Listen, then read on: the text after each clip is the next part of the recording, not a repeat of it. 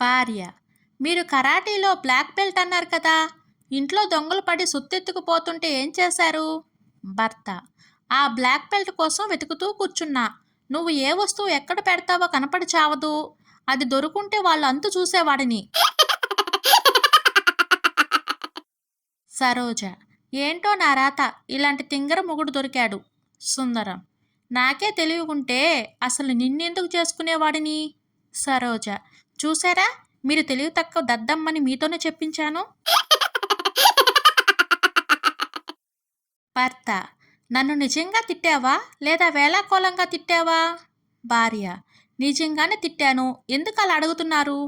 భర్త: నిజంగా అయితే ఓకే, ఇలాంటి విషయాల్లో అస్సలు వేళాకోళం నచ్చదు నాకు. ప్రేమ: నన్ను ఎందుకు ప్రేమించాలనుకుంటున్నారు?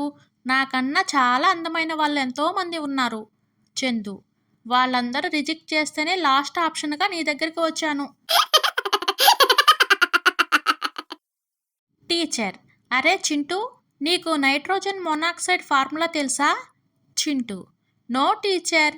టీచర్: వెరీ గుడ్, కూర్చో.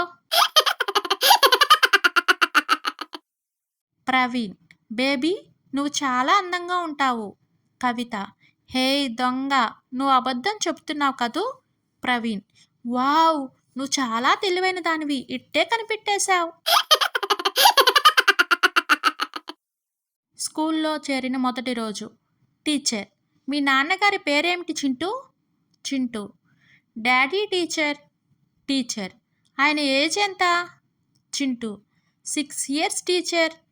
టీచర్: అదేంటి? చింటూ: నేను పుట్టిన తర్వాతే కదా ఆయన డాడీ అయ్యారు.